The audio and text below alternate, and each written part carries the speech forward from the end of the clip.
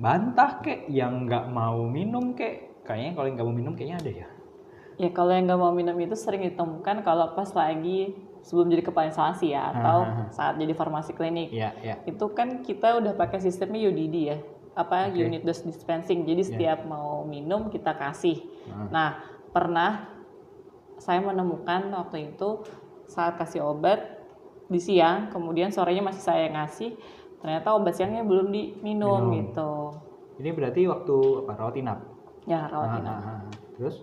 Ya alasannya waktu itu sih ketiduran. Tapi ada juga yang dia kadang nakal nyimpen di bawah bantal gitu. Padahal besoknya ketahuan juga.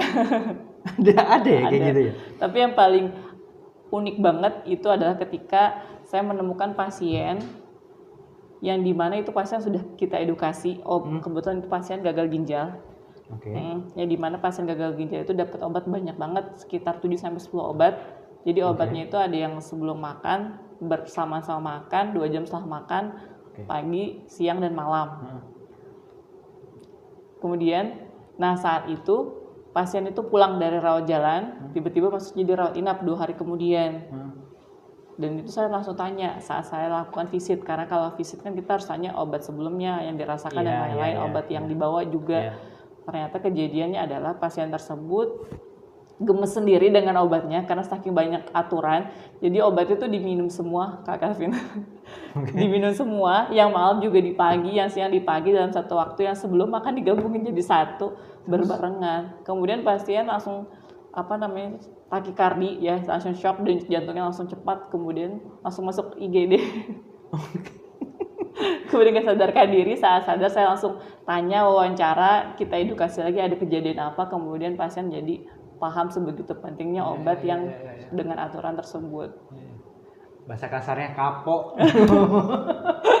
Makanya nurut gitu. Gitu deh.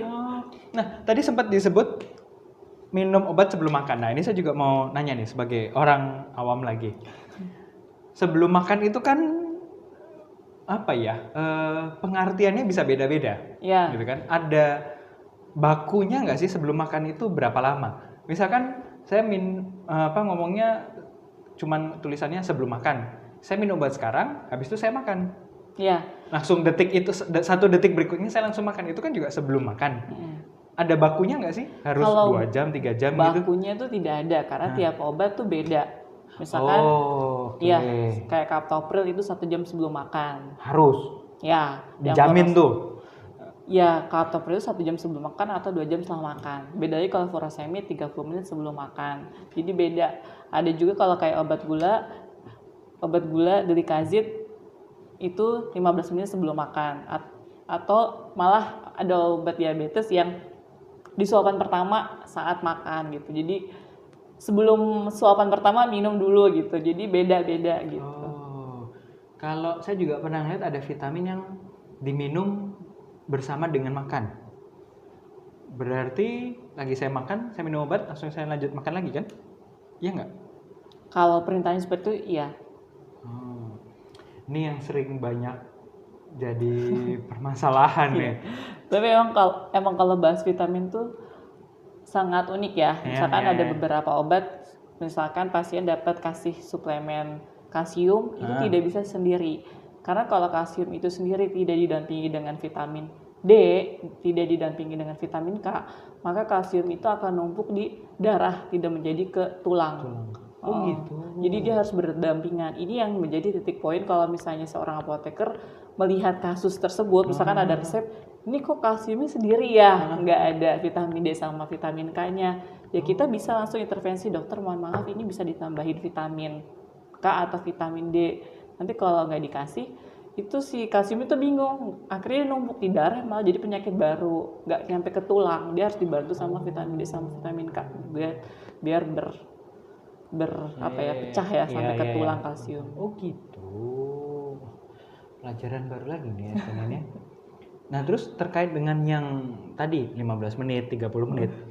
Itu apakah harus benar-benar tank 30 menit? 35 deh gitu. Itu bisa nggak sih? Bisa. Nggak apa-apa ya? Pokoknya kalau sebelum itu, kalau dia belum ada yang seperti obat gula itu nggak apa-apa, 1 jam itu maksimal. Oh, oke. Ya, karena kan kadang-kadang kita, ya namanya pasien ya, 30 menit sebelum makan gitu. 30 menitnya dia lagi ngapain dulu, lupa. Oh, jadi 40 menit baru dimakan gitu kan, ada yang seperti itu kan. Di follower MTM udah lumayan banyak, dan waktu itu ada kepentingan dari seorang peserta untuk SKP awalnya di situ. Kemudian dari peserta meminta request, bisa tidak ini kegiatan tersebut dijadikan SKP. Oke, ini bocoran buat Eskonian. Kita mau collab lagi buat September.